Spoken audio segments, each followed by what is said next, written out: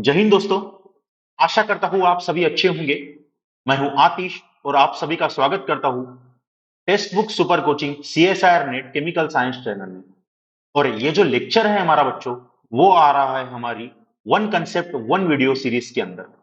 और इसमें जो टॉपिक हम पढ़ने जा रहे हैं बच्चों, वो है हमारा effect of SIR and SIP on the amine basis, on the amine basis. ठीक है, तो चलो बच्चों हम शुरू करते हैं। तो यह है आपके सामने कुछ कंपाउंड्स। मुझे जानना है इनमें से सबसे ज्यादा बेसिक कौन है, मुझे जानना है इनमें से सबसे ज्यादा बेसिक कौन है। तो सबसे पहले तो यह बात पता होनी चाहिए कि what do you mean by base. तो base is nothing but the compound which have tendency to donate its lone pair और electron pair toward to the other compound और एटम। करेक्ट है। जो भी लोन पेयर को या negative charge को donate करता है वही आपका बेस कहलाता है। तो बेसिसिटी के फैक्टर को कौन कौन इंक्रीज करेंगे बच्चा? जो भी इलेक्ट्रॉन डोनेटिंग ग्रुप रहेंगे वो बेसिसिटी को इंक्रीज करेंगे, जो भी इलेक्ट्रॉन विड्रॉइंग ग्रुप रहेंगे वो बेसिसिटी को डिक्रीज करेंगे। ये सिंपल सा फंडा है। ठीक है, तो वही कंसेप्ट हमें यहां पे लगाने हैं, वही कंसेप्ट यहां पे हमें लगाने हैं। तो देखो बच्चों, मुझे यहां पे दिख रहा है ये पहला कंपाउंड, मैं पहले को ही एनालाइज करता हूं। ये है मेरा अमीन, जिस पर हो गए दो लोन पेयर। और मुझे ये जो ग्रुप दिखाई दे रहा है ना बच्चा, ये है आपका इलेक्ट्रॉन डोनेटिंग ग्रुप। करेक्ट है ना, ये है इलेक्ट्रॉन डोनेटिंग ग्रुप।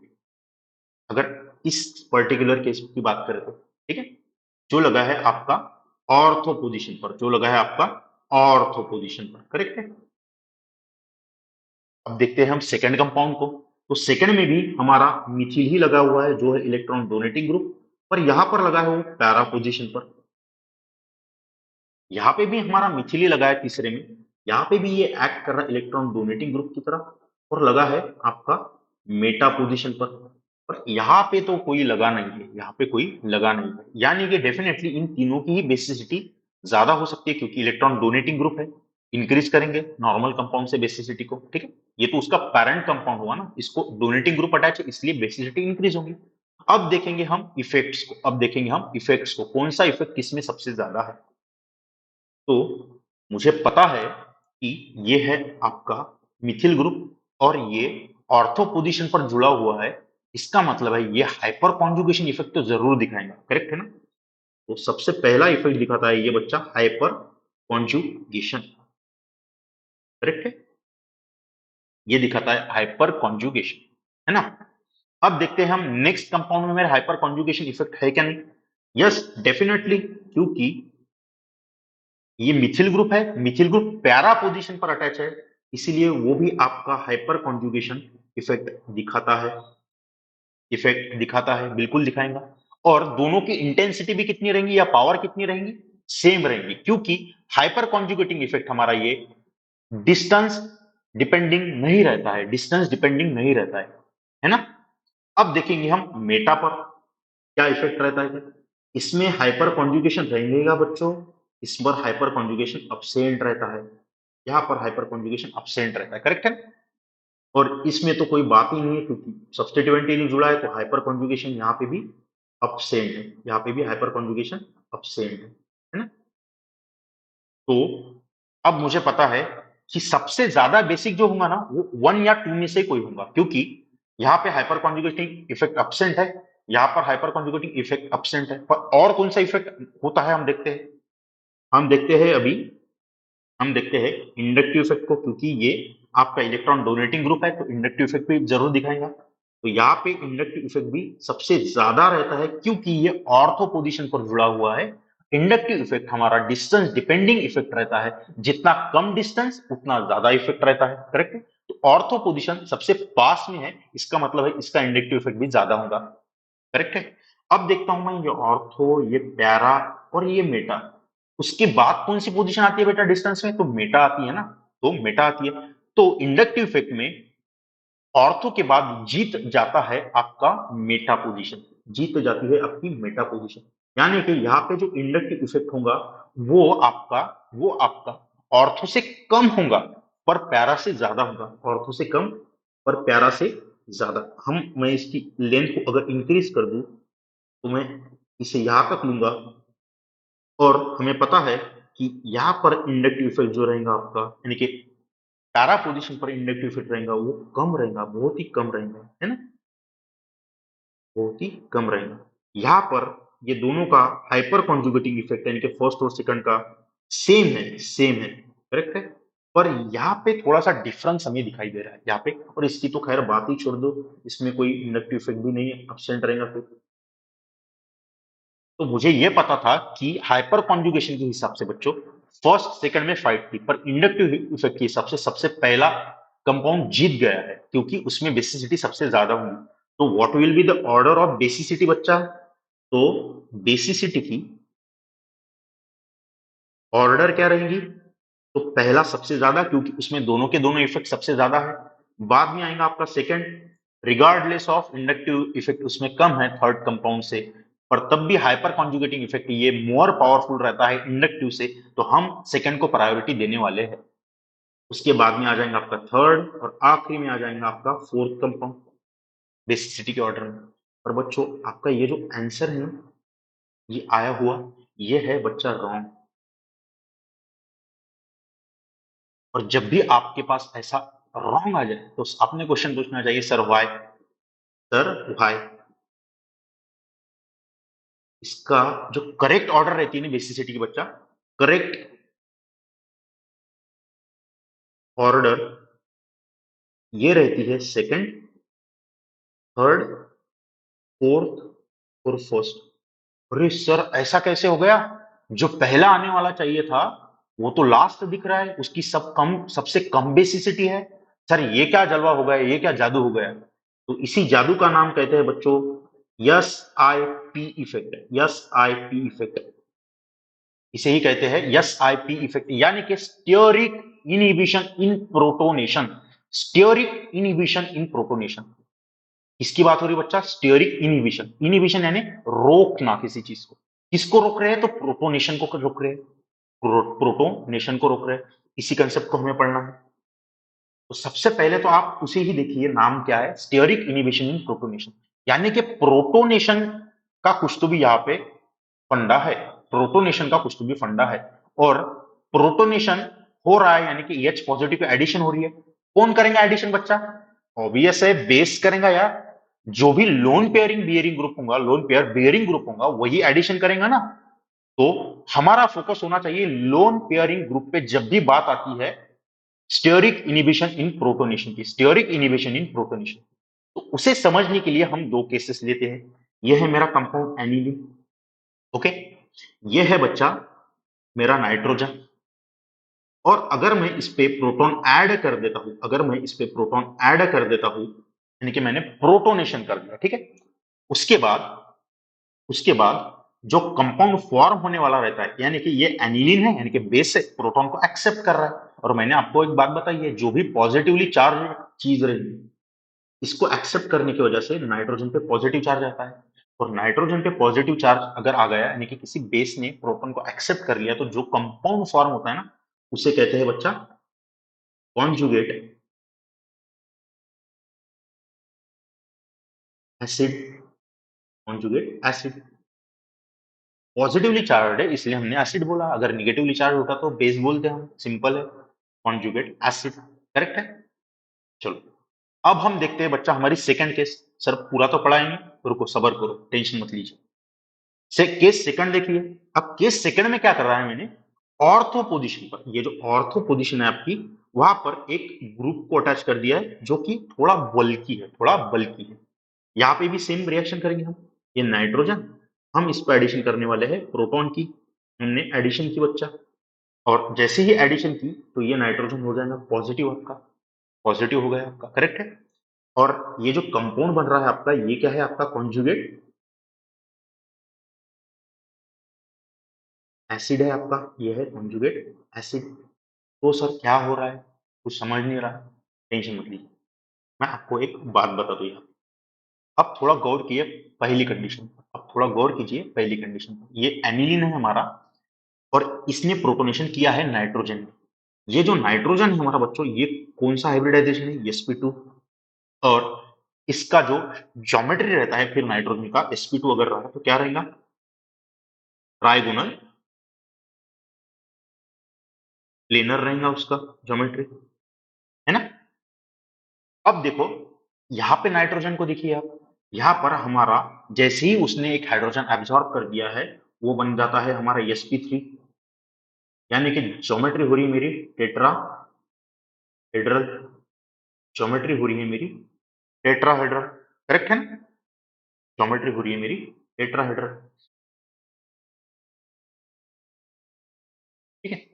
यानी कि नाइट्रोजन जो हमारा ट्राइगोनल प्लेनर है, एक प्लेन में है, वो झट से टेट्राहेड्रल में बदल जाता है, यानी कि वहां पे नाइट्रोजन का बल्कीनेस है ना जो ग्रुप का वो बढ़ जाता है, करेक्ट है ना। नाइट्रोजन के पास सिर्फ दो बॉन्ड है, नाइट्रोजन के पास अभी फिलहाल में दो बॉन्ड है, करेक्ट है, ऐसे। और जैसे ही तीसरा बॉन्ड आ जाता है दोस्तों, जैसे ही तीसरा बॉन्ड आ जाता है तो ये बल्कीनेस हो गया, करेक्ट है, ये बल्कीनेस बढ़ गया आपका। तो जैसे ही बल्कीनेस बढ़ता है तो कुछ ना कुछ तो होगा ही होगा, ठीक है।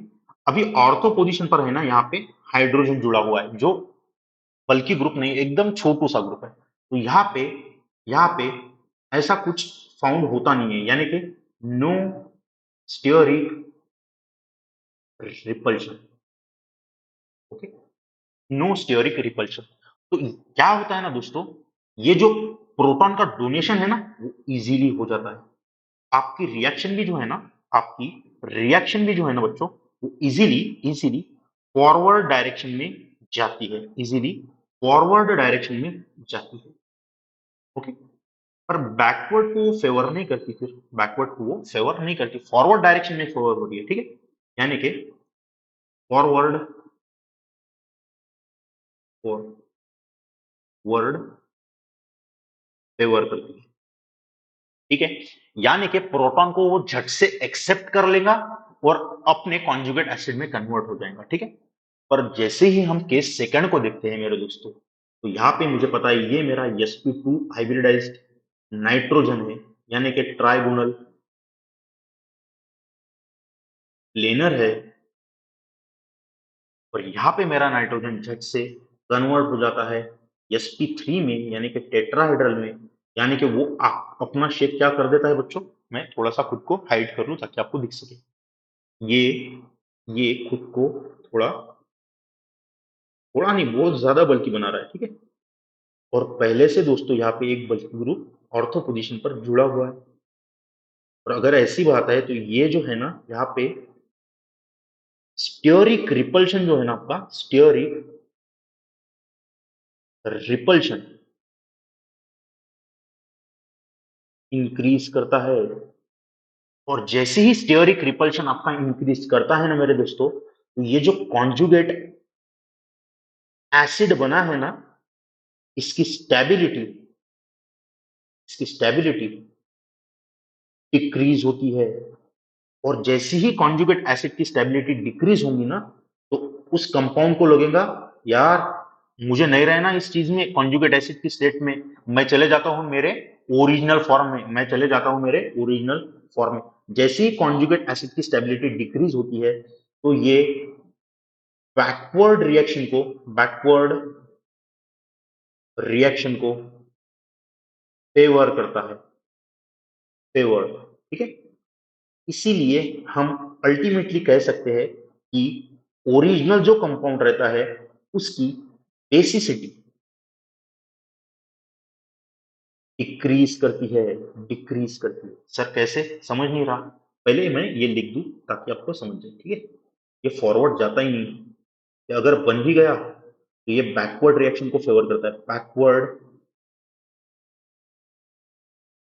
Favour, okay. तो बच्चों देखो मैं थोड़ा ये कर लूं, ठीक, जो खुद ये रिएक्शन जो है ना अपनी बच्चों, ये है आफ्टर वाला इफेक्ट है, ये आफ्टर वाला इफेक्ट है, यानी कि वो क्या सोच रहा है, देखो पहले वाली कंडीशन में क्या हो रहा है कि कॉन्जुगेट एसिड आपका स्टेबल रह रहा है, ठीक है ना, तो झट से वो प्रोटोनेशन को एक्सेप्ट कर रहा है, यानी कि झट से आपका जो नाइट्रोजन बेस है ना वो लोन पेयर को डोनेट करेगा, प्रोटॉन को एक्सेप्ट करेगा और प्रोटोनेटेड हो जाएगा, यानी कि कॉन्जुगेट एसिड फॉर्म कर लेगा, कोई दिक्कत नहीं, ठीक है।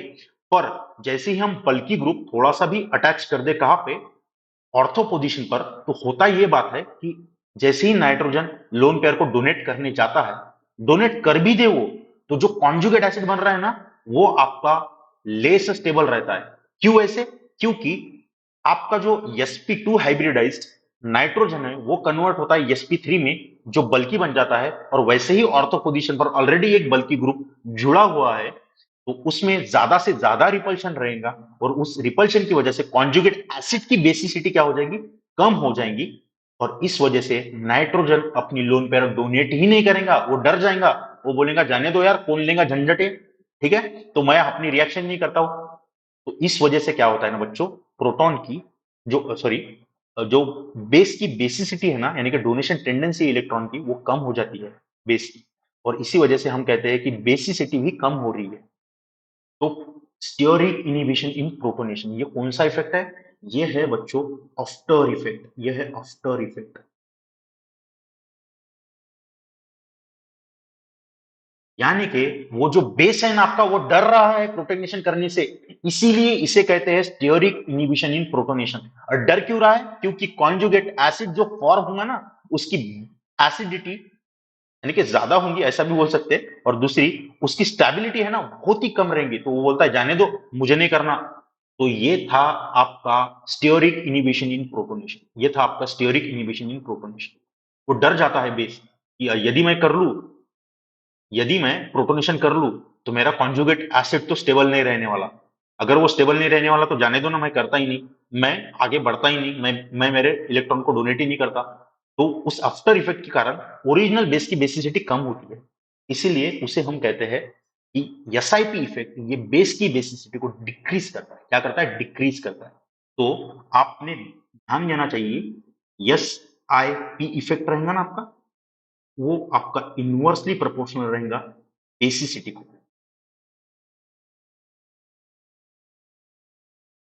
यानी कि S I P increases, basicity decreases. और मैंने आपको पहले ही कहा है कि प्रोटोनेशन करने की एबिलिटी किसकी होती है? वो आर्थो ग्रुप की है क्या? नहीं ना, वो तो बेस की एबिलिटी है। तो ये इफेक्ट डिपेंड भी किस पर करेगा? नाइट्रोजन पर करेगा।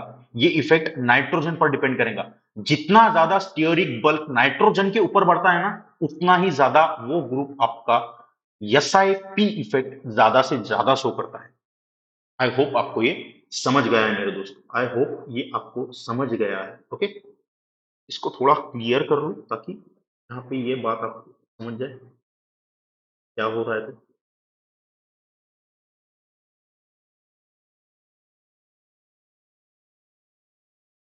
तो चलो, कोई दिक्कत नहीं, हम जाते हैं नेक्स्ट पार्ट की तरफ। यह है बच्चों फिर आपके सामने आपका क्वेश्चन। अब बताइए मुझे, फर्स्ट सेकंड थर्ड में सबसे ज्यादा बेसिक कौन रहेगा? सबसे ज्यादा बेसिक कौन रहेगा? आपने थोड़ा पॉज करना है वीडियो को, आंसर करना है, मैं तो आंसर दूंगा ही दूंगा, ठीक है। अब देखो, बेस का क्वेश्चन जब भी आए और ऑर्थो पोजीशन पर कोई ग्रुप अटैच होना, तो आपने थोड़ा सा ध्यान देना है, आपकी आंखें एकदम से बड़ी हो जानी चाहिए। तो मेरे फर्स्ट कंपाउंड में मुझे दिख रहा है बच्चों, यहाँ पर एक मिथिल ग्रुप अटैच है, करेक्ट है, और नाइट्रोजन पर आपके दोनों भी हाइड्रोजन है। चलो कोई दिक्कत नहीं है। यहाँ पर मिथिल ग्रुप अटैच है, और एक नाइट्रोजन पर मिथिल ग्रुप जुड़ गया है। ओके, यहाँ पे मिथिल ग्रुप अटैच है, और नाइट्रोजन पर तो दो दो मिथिल ग्रुप आ गए हैं फिर यहाँ पे तो। ओके, इसका मतलब जो मेरी ऑर्थो पोजीशन है ना, वहां पे आपका जो सब्स्टिट्यूएंट है वो कैसा है? कांस्टेंट है दोस्तों, वो कैसा है? कांस्टेंट है, करेक्ट है। और आपकी जो नाइट्रोजन की पोजीशन है ना, यानी कि नाइट्रोजन के सब्स्टिट्यूएंट है ना, वो क्या हो रहे हैं बच्चों? वो चेंज हो रहे हैं, चेंज हो रहे हैं, करेक्ट है ना, वो वेरिएबल है। और मैंने आपको पहले ही कहा है कि प्रोटोनेशन की टेंडेंसी किसकी रहेंगी? बेस की रहेंगी। तो ये इफेक्ट भी किस पर डिपेंड करेगा? ये इफेक्ट भी डिपेंड करेगा बच्चों आपके नाइट्रोजन के ऊपर। एसआईपी इफेक्ट के लिए मैं आपको एक शॉर्टकट बता दूं, एसआईपी इफेक्ट के लिए मैं आपको एक, पहचानना हो तो शॉर्टकट बता दूं, जो आपका ऑर्थो पोजीशन रहती है ना, वो रहती है कांस्टेंट। और जो आपकी बच्चों नाइट्रोजन वाली सब्स्टिट्यूशन की पोजीशन रहती है ना, वो होती है चेंज। और हमने अभी पढ़ा है जितना ज्यादा नाइट्रोजन पर फिर बल्कीनेस बल्कीनेस इंक्रीज होगा, उतनी ही ज्यादा एस आई पी इफेक्ट रहेगा। और एस आई पी इफेक्ट ज्यादा रहने की वजह से बेसिसिटी हमारी ओके। बस ये बात को आपने थोड़ा गौर करना है और इस पर ही आपने थोड़ा सा अच्छे से फोकस करना है। ओके, इस पर ही फोकस करना है। अब इन तीनों में आप बताइए फिर मुझे कि कौन सबसे ज्यादा बेसिक होगा। मुझे पता है कि नाइट्रोजन पर अब मुझे चेक करना है बल्कीनेस कहाँ पे बढ़ रहा है। तो अगर मैं बल्कीनेस की बात करूंगा, बल्कीनेस की अगर मैं बात करता हूं नाइट्रोजन के ऊपर, क्योंकि मैंने पहले ही मार्क कर लिया है कि ऑर्थो पोजीशन मेरी सेम है, तो नाइट्रोजन के चेंज हो रहे हैं ना, तो ये जरूर बात एस आई पी इफेक्ट की चल रही है, या एस आई पी इफेक्ट की चल रही है, ठीक है ना, ये मुझे पता है। बल्कीनेस नाइट्रोजन पर कैसे बढ़ रहा है, 1 2 3 किन में बढ़ रहा है बच्चों, थर्ड में सबसे ज्यादा बल्कीनेस है नाइट्रोजन पर। देखो दो दो मिथिल ग्रुप है, कितना बल्कीनेस है, उसके बाद में सेकंड पर होगा, उसके बाद में फर्स्ट पर होगा, करेक्ट है, ये बल्कीनेस की बात है।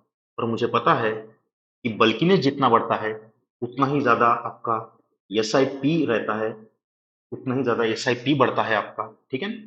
और एस आई पी अगर बढ़ेगा तो बेसिसिटी आपकी कम होती है, बेसिसिटी आपकी क्या होती है, S I P increase, basicity क्या होती है, कम होती है, बेसिसिटी कम होती है। इसका मतलब यह है मेरा कि बेसिसिटी के लिए मुझे इस सीरीज को रिवर्स करना पड़ेगा, क्या करना पड़ेगा, रिवर्स करना पड़ेगा सीरीज को आंसर के लिए। फर्स्ट सेकंड थर्ड, फर्स्ट आपका मोर बेसिक रहेगा सेकंड से, सेकंड आपका मोर बेसिक रहेगा थर्ड से। ऐसा क्यों है, ये आपकी ऑर्डर है और मैंने आपको कंसेप्ट समझाया। ये है आपकी correct order for basicity, correct order for basicity. Okay, I hope आपको ये समझ गया। और पहला क्वेश्चन क्यों हमने इसको सबसे आखिरी में रख दिया, क्योंकि ऑर्थो पोजीशन पर कौन सा इफेक्ट दिखाएगा, ये दिखाएगा stearic inhibition in protonation effect. I hope you got that point. Okay, चलो हम आगे बढ़ते हैं बच्चा भी। अब आ गए हम हमारे नेक्स्ट क्वेश्चन की तरफ। मुझे बताइए इन चारों में सबसे ज्यादा बेसिक कौन रहेगा, सबसे ज्यादा बेसिक कौन रहेगा। हम आई होप आपने पॉज करके इसका आंसर किया है। अब देखते हैं हम कि इनमें सबसे ज्यादा बेसिक कौन रहता है।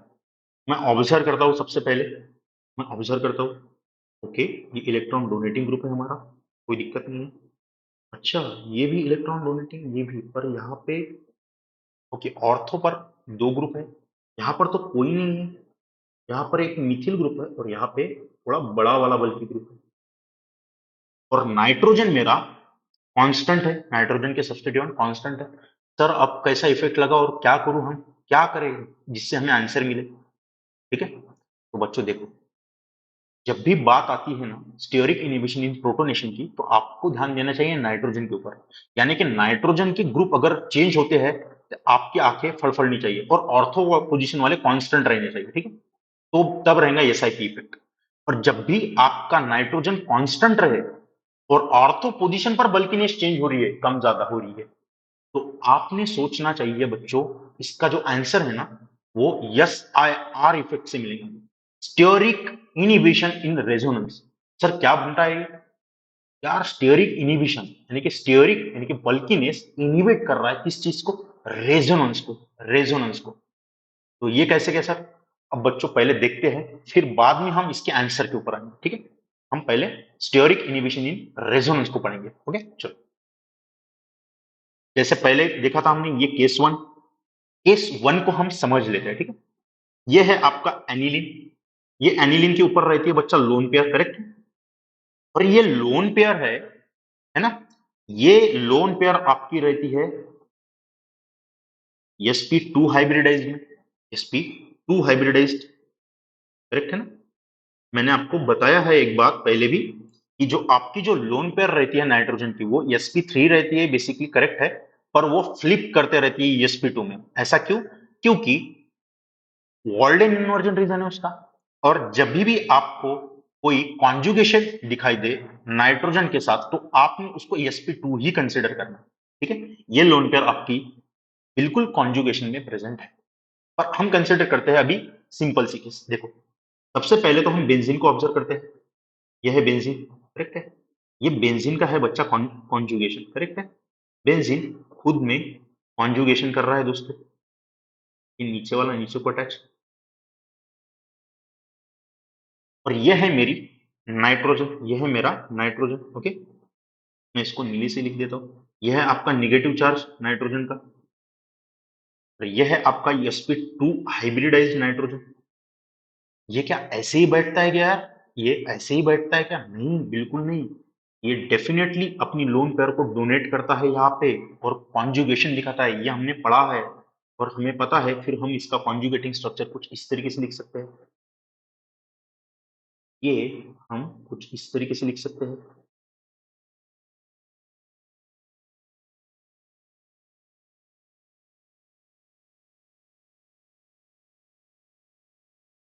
यानी कि ये लोन पेयर जो है ना आपकी बच्चा, लोन पेयर जो है ना, वो पार्टिसिपेटेड है कॉन्जुगेशन में, यानी कि रेजोनेंस में।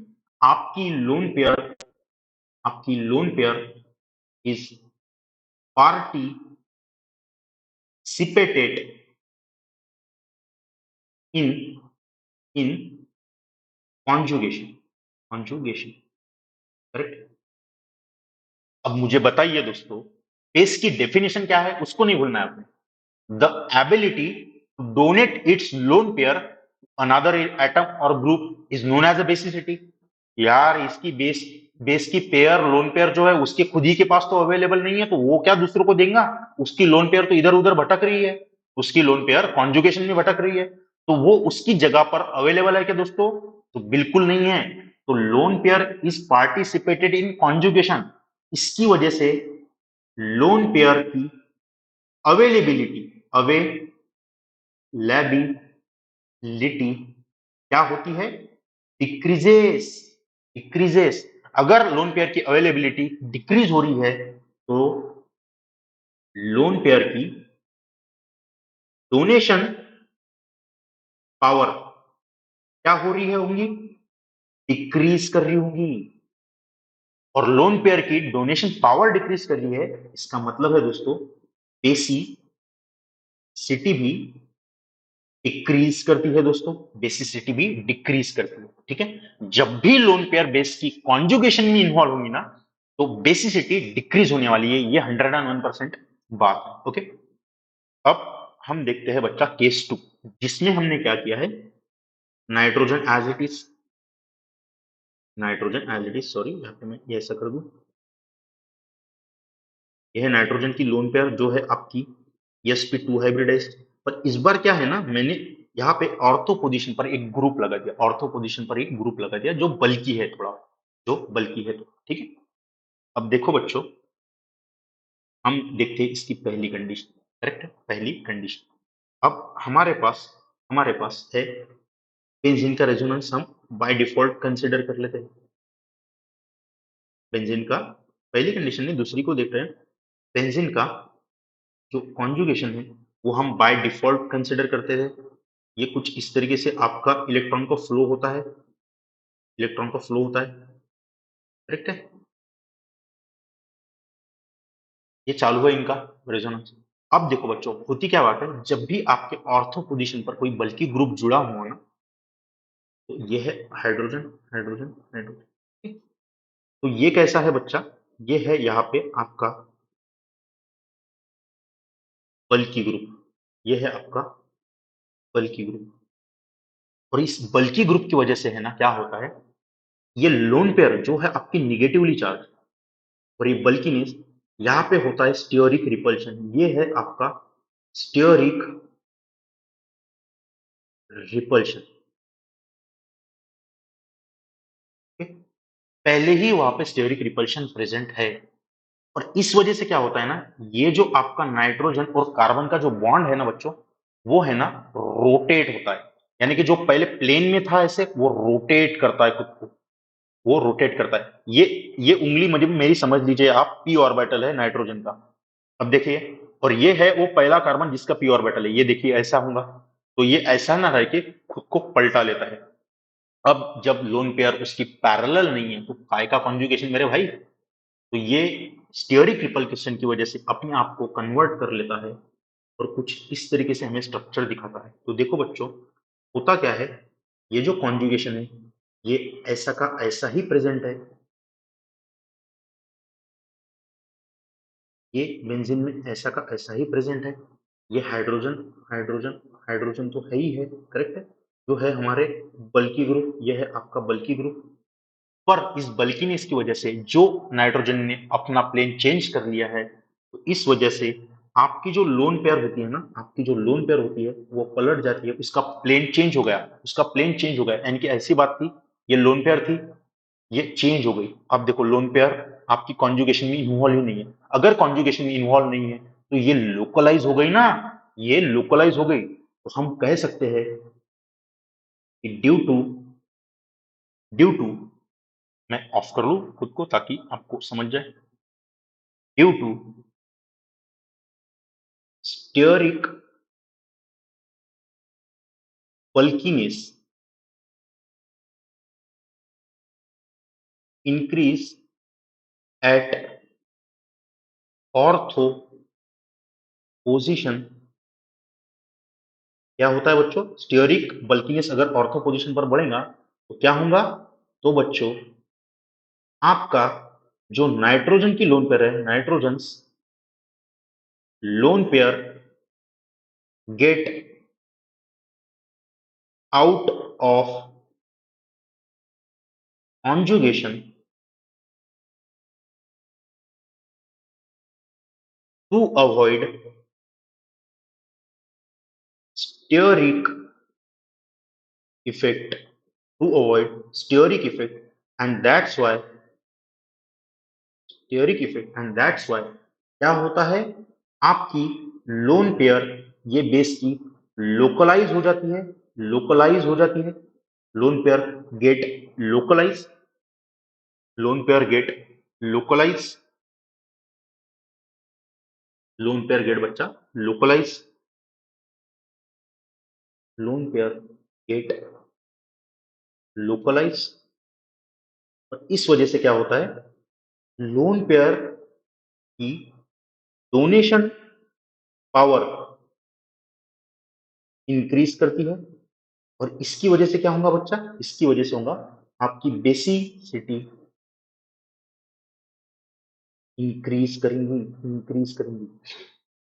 अब देखो बच्चा, यहां पे क्या हो रहा है, सिंपली यहां पे सिंपली स्टीयरिक रिपल्शन की वजह से आपकी लोन पेयर अपना आउट ऑफ प्लेन जा रही है कॉन्जुगेशन के, और कॉन्जुगेशन के आउट ऑफ प्लेन जा रही है, यानी कि रेजोनेंस में अड़चन आ रही है उसके। ये रेजोनेंस करेंगी क्या ये लोन पेयर, फिर ये ऐसी तिरछी हो गई तो बिल्कुल नहीं करेंगी। तो वो तो लोकलाइज हो गई फिर लोन पेयर। अगर ये लोकलाइज हो जाती है तो लोन पेयर आपकी अवेलेबिलिटी के लिए ज्यादा रहेंगी। और जितनी ज्यादा अवेलेबिलिटी रहेंगी लोन पेयर की, उतना ही ज्यादा आपका बेस ये बेसिक होगा। ओरिजिनल जो बेस है ना, उतना ही ज्यादा बेसिक होगा। तो बच्चों, आप मुझे बताइए कि लोन पेयर को मोर अवेलेबल कौन कर रहा है, तो ऑर्थो पोजीशन पर का बल्कीनेस अवेलेबल कर रहा है। जितना ज्यादा ऑर्थो पोजीशन पर बल्कीनेस बढ़ेगा ना, उतनी ही ज्यादा आपका यस आई आर इफेक्ट बढ़ेगा। इस इफेक्ट को ही कहते हैं यस आई आर इफेक्ट, यानी कि stearic inhibition in resonance effect. Okay, तो चलो दोस्तों, अगर आपको यह समझ गया है, आप मुझे इस क्वेश्चन का फिर आंसर कीजिए। इसका आंसर क्या रहेगा। हमने अभी देखा है कि हमारी जो ऑर्थो पोजीशन रहती है उसका बल्कीनेस जितना बढ़ता है, उतना ही S I R effect increase होता है। यानी कि ऑर्थो पोजीशन आपकी वेरिएबल है, है ना, वेरिएबल है, करेक्ट है। और नाइट्रोजन की जो सब्स्टिट्यूएंट है ना, वो आपके कांस्टेंट है, वो आपके कांस्टेंट है। और जब भी आपके नाइट्रोजन के सब्स्टिट्यूएंट कांस्टेंट रहे और ऑर्थो पोजीशन पर बल्कीनेस बढ़ता रहे, तो आपने जो इफेक्ट यूज करना रहता है ना बच्चों, वो करना रहता है, फिर वो करना रहता है दोस्तों yes I R effect. Yes I R effect को यूज करना रहता है। जैसे ऑर्थो पोजीशन पर बल्कीनेस इंक्रीज करता है, वैसे ही आपका स्टेरिक रिपल्शन भी इंक्रीज करता है। इस वजह से नाइट्रोजन की lone pair out of plane जाती है। इस वजह से क्या होता है, वो लोन पेयर का, एक सेकेंड, लोन पेयर की डोनेशन पावर इंक्रीज करती है। और लोन पेयर की डोनेशन पावर इंक्रीज करती है, तो बेसिसिटी क्या होती है बच्चों, बेसिसिटी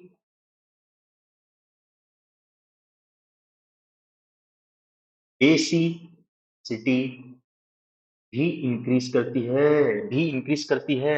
करेक्ट है। इसका मतलब मेरा बल्कीनेस कैसे कैसे बढ़ रहा है, bulkiness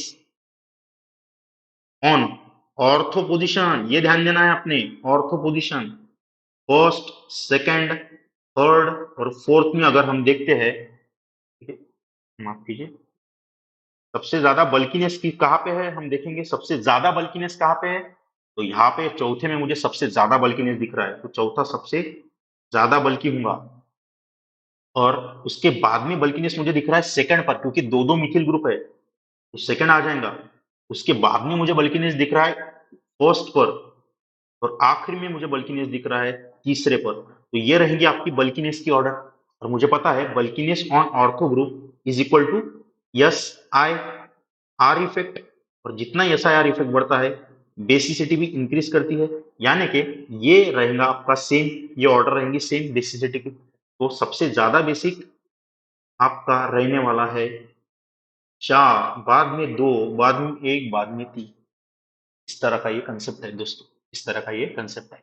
yes IP effect conjugate acid की स्टेबिलिटी पे डिपेंड करता है, जो आफ्टर इफेक्ट है, और जो डिपेंड करेगा नाइट्रोजन के ऊपर। ऐसा क्यों, नाम में ही छुपा है उसके, स्टेरिक इनिबिशन इन प्रोटोनेशन। प्रोटोनेशन किसकी एबिलिटी रहेगी, नाइट्रोजन की, ना दोस्तों। तो नाइट्रोजन का स्टेरिक इफेक्ट अगर बढ़ेगा, तो आपका एस आईपी इफेक्ट रहेगा, जो बेसिसिटी को कम करता है। सेकेंड बात की अगर बात करें हम, स्टेरिक इनिबिशन इन रेजोनेंस, तो ये कहा किस पे डिपेंड करेगा, तो ऑर्थो पोजीशन के बल्कीनेस पे। ऑर्थो पोजीशन का बल्कीनेस जितना बढ़ता है, उतनी ही आपकी lone pair out of plane जाती है नाइट्रोजन की। और जितनी आउट ऑफ प्लेन जाएंगी, उतनी वो कम पार्टिसिपेट करेंगे रेजोनेंस में। और अगर पार्टिसिपेट नहीं कर रही है, तो वो आपकी अवेलेबल है किस चीज के लिए, वो अवेलेबल है आपकी डोनेशन के लिए। डोनेशन के लिए मैं यहां पे लिख दूं, यहां पे मैं डायरेक्ट लिख देता हूं कि लोन पेयर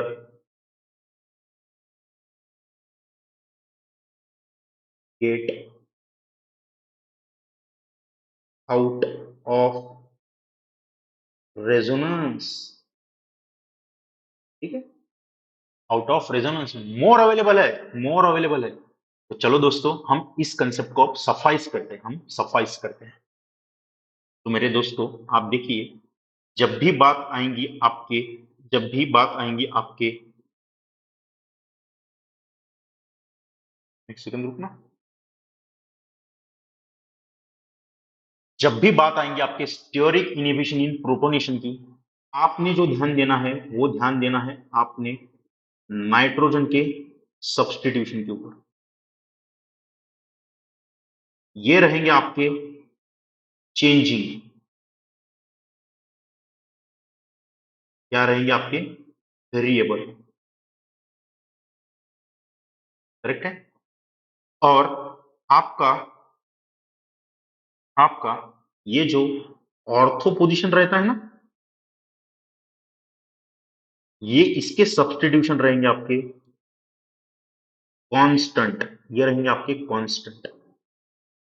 और इस वजह से क्या होता है, इस वजह से क्या होता है दोस्तों, तो हमें पता है कि जैसे ही नाइट्रोजन पर सब्स्टिट्यूशन या बल्कीनेस इंक्रीज करेगा, वैसे ही जो आपका कॉन्जुगेट एसिड है, जो कॉन्जुगेट एसिड है उसकी स्टेबिलिटी डिक्रीज करेंगी। और जैसे ही कॉन्जुगेट एसिड की स्टेबिलिटी डिक्रीज करेंगी, जो आपका ओरिजिनल बेस रहेगा, जो आपका ओरिजिनल बेस रहेगा उसकी बेसिसिटी बेसिसिटी भी डिक्रीज करेंगी। और इस इफेक्ट को हम क्या कहते हैं? इसको कहते हैं हम yes I P effect. Yes I P effect. तो हम ऐसा कह सकते हैं क्या? यस आई पी इफेक्ट जितना बढ़ता है उतनी ही बेसिसिटी डिक्रीज करती है दोस्तों, डिक्रीजेस।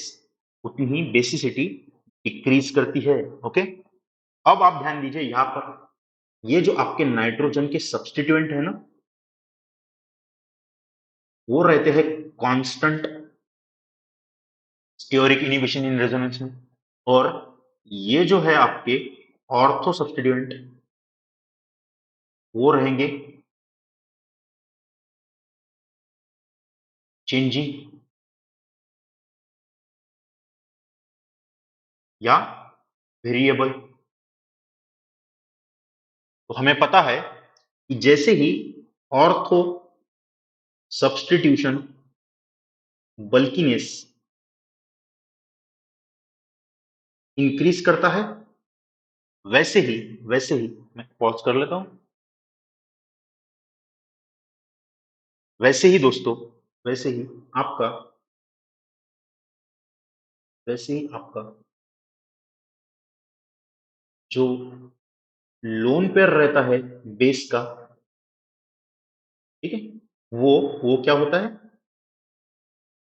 आउट ऑफ प्लेन जाता है। आउट ऑफ प्लेन, ठीक है, आउट ऑफ प्लेन जाता है। और जैसे ही lone pair out of plane जाएगा, लोन पेयर की अवे, यानी कि लोन पेयर की डायरेक्ट डायरेक्ट बताते हैं हम डोनेशन टेंडेंसी।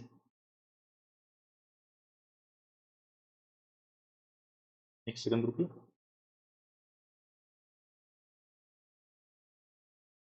ठीक है, लिख देते डायरेक्ट अवेलेबिलिटी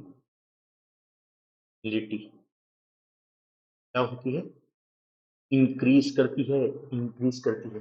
और जैसे ही ये इंक्रीज करेंगे, तो हमें पता है जैसे ही अवेलेबिलिटी इंक्रीज करेंगी तो आपकी लोन पेयर डोनेशन टेंडेंसी भी इंक्रीज करती है। इसका मतलब है पेसिसिटी इंक्रीज करेंगे। इसका मतलब है ये, इसको कहते हैं yes I R effect. Yes I R effect जितना इंक्रीज करता है उतनी ही बेसिसिटी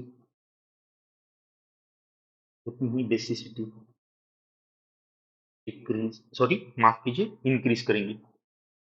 माफ कीजिए, इंक्रीज करेंगे।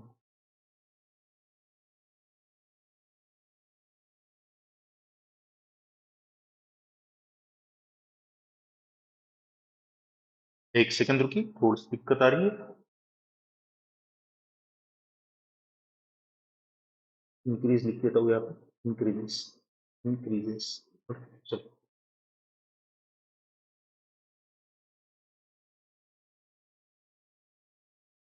तो चलो दोस्तों,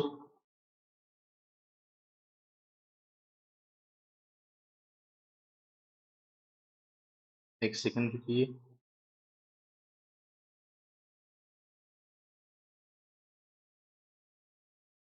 चलो दोस्तों, आई होप आपको ये कंसेप्ट वीडियो अच्छा लगा होगा। बस यही कंसेप्ट था। थोड़ा वीडियो लंबा हो गया, पर कंसेप्ट पूरा करना जरूरी था और उसको ही मैंने टारगेट रखा था। ओके, तो चलो दोस्तों, आई होप आपको ये लेक्चर अच्छा लगा होगा। ठीक है, तो चलो, जय हिंद।